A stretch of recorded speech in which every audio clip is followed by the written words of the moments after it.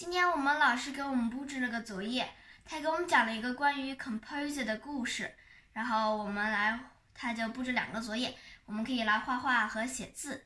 然后那我现在就跟你一起听故事和画画，然后我已经听过一遍了，所以我等会儿边听可以再边画。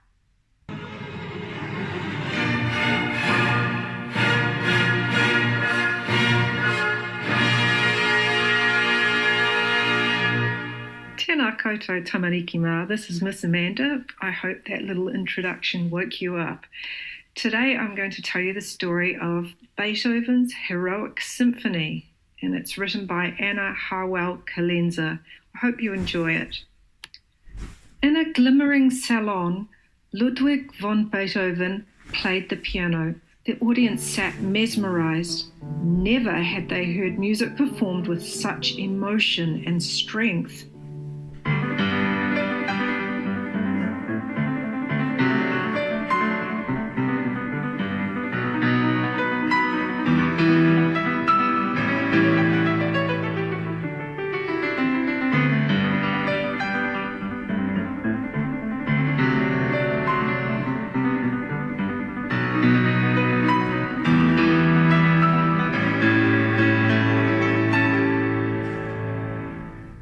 As Ludwig glanced at them, he felt extremely proud. He was the best pianist in Vienna, perhaps the best in all of Europe.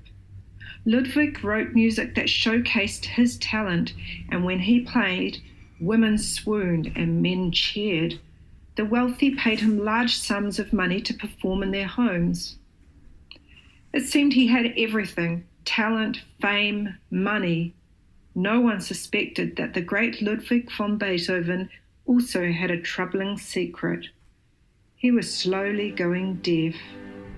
It was getting more and more difficult for him to play the piano. Without his hearing, his career, fame, and fortune would soon come to an end. Ludwig searched in secret for a treatment that would restore his hearing, but without success. Then a doctor in Heiligenstadt promised he could help. Filled with hope, Ludwig left Vienna in the spring of 1802 to stay at the remote clinic.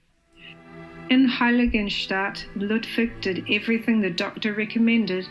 He ate a special diet, exercised regularly, and rested his ears by staying away from concerts and avoiding long conversations. As the months passed, however, his hearing only grew worse. Finally, in October, the doctor delivered the dreaded news. The treatment was a failure. Ludwig was going deaf, and his career as a pianist was over. "No!" cried Ludwig. "It can't be true!" Anger welled up inside him. He stood up without saying another word and ran out the door. Ludwig walked for hours through the woods, along the river. He tried to make sense of the horrible news, but the same thought kept running through his mind. Without performing, without my music, what reason is there to live? Sorrow and fear crept into his heart. In his room, Ludwig began writing a farewell letter to his brothers. He tried to explain the horror of his situation, but finding the right words was difficult. As he sat at his desk, a sorrowful melody filled his imagination.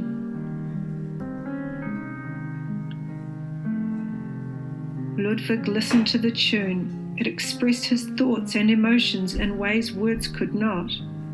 And while he listened, something happened. Ludwig's will to live grew stronger. My ears might be failing, but music has not abandoned me, he thought. If I can imagine music, then I can write it. I will be a composer, as great a composer as I was a pianist. Filled with renewed hope, Ludwig packed his bags and returned to Vienna. Ludwig visited all his old friends. He had left the city without saying goodbye, and many wondered where he had been. Now, one by one, each learned of Ludwig's tragic fate. Some were indifferent to the news. Others treated him as an invalid. Ludwig soon learned who his real friends were. Ferdinand, a fellow musician, was one of them. Becoming a great composer is what gives my life meaning, Ludwig explained to Ferdinand. I won't write music that just entertains people. I will write music that exhilarates them. I want people to think when they hear my music. I want to touch their souls, but I must find inspiration, something great, someone heroic. Over the next few months, Ludwig searched diligently for inspiration. He read the newspapers and talked with friends. It soon became clear that one figure towered above the rest, a war hero named Napoleon Bonaparte. In just a few years, Bonaparte had rid France of an unjust king, created a government run by the people, and promised religious freedom and education to all. He has carved out his own destiny and accomplished the impossible, thought Ludwig as he read the paper one morning. He deserves a musical tribute. Ludwig went to his piano. He thought about Bonaparte's great deeds and tried to compose, but no melodies came to him. Frustrated, he pocketed a small notebook and went for a walk. Ludwig's hearing had not yet failed completely. As he walked through the park, he struggled to follow the conversations of those around him. Everyone was praising Bonaparte. Young women pushing baby carriages swooned over his good looks and chivalry. Two men playing checkers praised his bravery and political talent. Even the old men at the newsstand sang his praises. Bonaparte is a man of the people, a bringer of peace. The kings of England and Prussia are afraid. They have declared war against Bonaparte, but I'm not afraid. Nor I, said a young boy. He grabbed a magazine with Bonaparte's picture on it and handed it to Ludwig. Just wait and see, said the boy. One day Bonaparte will save us all. Ludwig studied the cover of the magazine carefully. Napoleon Bonaparte charged forward on a magnificent stallion, afraid of nothing, certain of victory. Ludwig thought about his own struggles, his battle with deafness, and his courage to carry on. Suddenly a bold, heroic melody came to him.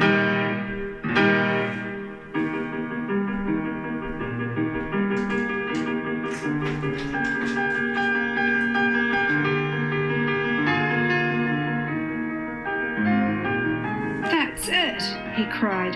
He opened his notebook and jotted down the tune. Then he raced home. He rushed to the piano without taking off his hat and stormed on for hours, writing, playing, rewriting, with ideas for a new symphony.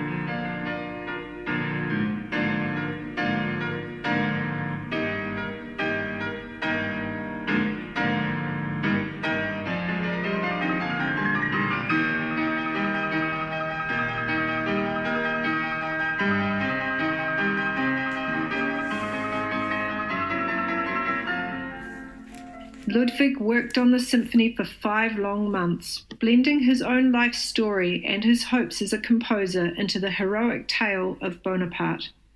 One after another, the 4 movements took their form.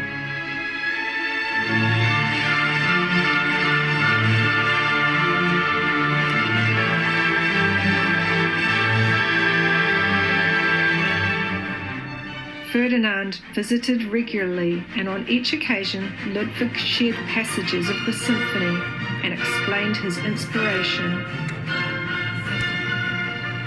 I call it the Bonaparte Symphony, said Ludwig. It is a reflection of his courage and heroic character, his struggle against fate. The first movement is a battle scene, shield against shield and helmet to helmet. Bonaparte fights the injustice that plagues us all. Ferdinand looked at the score. He could almost hear the music in his mind. Ludwig had transformed the timpani into cannon blasts and the horns into battle calls. The woodwinds sang a song of lament while the strings galloped forward across windswept fields. The hair stood up on the back of Ferdinand's neck. This is no earthly battle, he thought. Indeed, Ludwig's own fears and struggles, his battle against deafness, and his fight against fate had gone into the making of the music. A few weeks later, Ludwig showed Ferdinand the second movement. He had been thinking of a funeral procession when he wrote this section, and it was filled with a sense of longing and anxiety.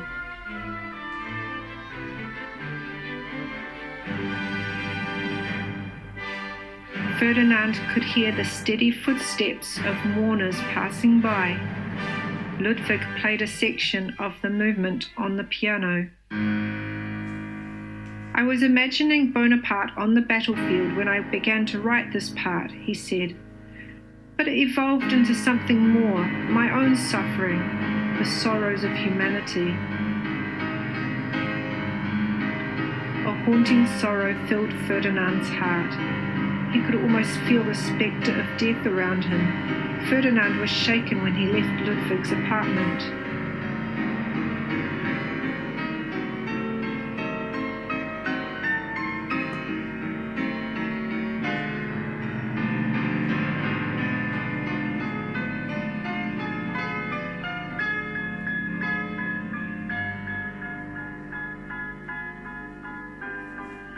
On another visit, Ludwig showed Ferdinand the third movement, a dance of celebration. The battle is over, said Ludwig. Fear and death have been conquered.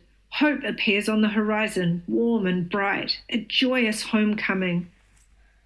Ferdinand studied the music carefully. In the distance, he could hear a lilting melody rising up from the strings.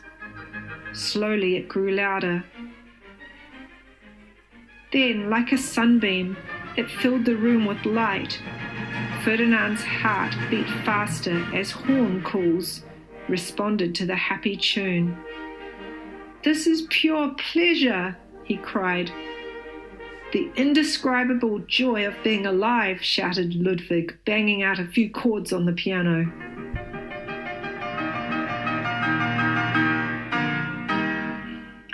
The fourth movement was the most difficult to write. Ludwig struggled with it for weeks. The legend of Prometheus served as inspiration. The way Ludwig saw it, Prometheus had brought humankind comfort with the gift of fire, and Bonaparte would soon bring peace with the gift of liberty. Ferdinand studied the final pages of the symphony. A tranquil melody appeared over and over, changing slightly every time. He heard the full range of human emotions: love, anger, sorrow, joy. A sense of peace and comfort swept over him. Ferdinand's soul was transformed, elevated to a higher realm. He listened to the music and realized that it was not the genius of Bonaparte he heard, but the blessing of a musical genius. "Ludwig, you did it," he cried. "You've created a true masterpiece."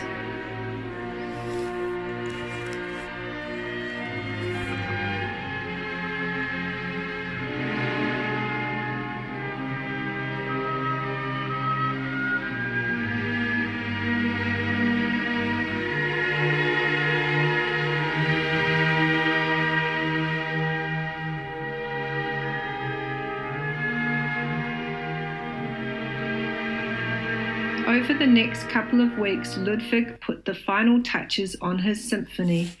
He made a second copy to send to Napoleon Bonaparte as a gift. He was putting the copy in an envelope when he heard loud shouts from the street below. Ludwig looked out the window and caught sight of Ferdinand. "What's going on?" he called. "Oh, tragedy!" cried Ferdinand. "All is lost." "What are you talking about?" shouted Ludwig. Ferdinand held up a newspaper. "Bonaparte betrayed us all," he cried. "He has crowned himself Emperor of France." Ludwig's face grew red with anger. "So he, too, is nothing but a greedy man who puts himself above the rest of us." Ludwig rushed to the piano, grabbed his new symphony, and began ripping it to shreds. As the final pieces fell on the floor, Ferdinand burst through the door. "What have you done?" he cried. "I did not write my symphony for a tyrant," shouted Ludwig. Ferdinand saw the extra copy on the desk and grabbed it. "Give that to me," roared Ludwig. Ferdinand shook his head. "I won't let you destroy it," he cried, and held the music tighter. Despair swept over Ludwig. He looked down at the scraps of paper scattered around his feet. He thought of the many months he had worked on his symphony, all the hopes and dreams that had gone into the music. Melodies from the symphony played through his mind, reminding him of his own struggle with fate. Slowly his anger subsided. Ludwig went to his friend and said, "Please, Ferdinand, give me my music. I promise not to destroy it." Ferdinand laid the music on the table. "This symphony isn't about Bonaparte," said Ludwig. "It never was. It's about me and you, about humanity, the hero in each and every one of us." Ludwig took a quill from the inkstand and scratched out the word Bonaparte until a hole appeared in the paper. Then, in large letters, he wrote a new title across the page: The Heroic Symphony. When the Heroic Symphony was first performed in 1804, no one in the audience knew the story behind the work. That was a secret between Ludwig and Ferdinand. Everyone who heard the music was moved by its majesty. In the splendor of each movement, listeners discovered their own hopes and fears, their own struggles against fate. As a composer, Ludwig von Beethoven made audiences think. The Heroic Symphony touched their souls.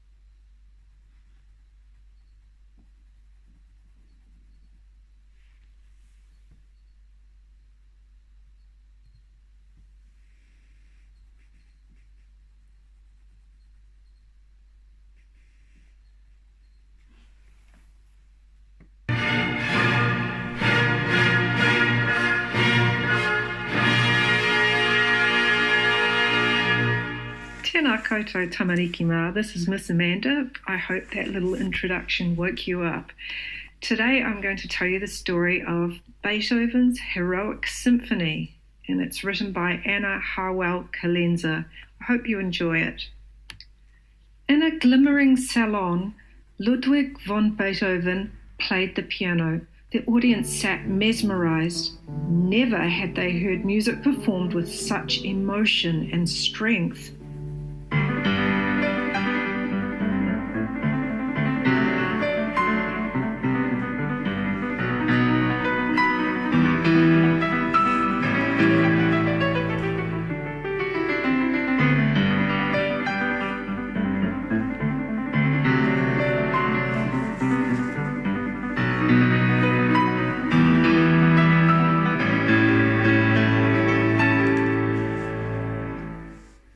As Ludwig glanced at them, he felt extremely proud. He was the best pianist in Vienna, perhaps the best in all of Europe. Ludwig wrote music that showcased his talent, and when he played, women swooned and men cheered. The wealthy paid him large sums of money to perform in their homes. It seemed he had everything: talent, fame, money. No one suspected that the great Ludwig von Beethoven also had a troubling secret. He was slowly going deaf. It was getting more and more difficult for him to play the piano. Without his hearing, his career, fame, and fortune would soon come to an end. Ludwig searched in secret for a treatment that would restore his hearing, but without success. Then a doctor in Heiligenstadt promised he could help. Filled with hope, Ludwig left Vienna in the spring of 1802 to stay at the remote clinic. In Heiligenstadt, Ludwig did everything the doctor recommended. He ate a special diet, exercised regularly, and rested his ears by staying away from concerts and avoiding long conversations. As the months passed, however, his hearing only grew worse. Finally, in October, the doctor delivered the dreaded news. The treatment was a failure. Ludwig was going deaf, and his career as a pianist was over. "No!" cried Ludwig. "It can't be true!"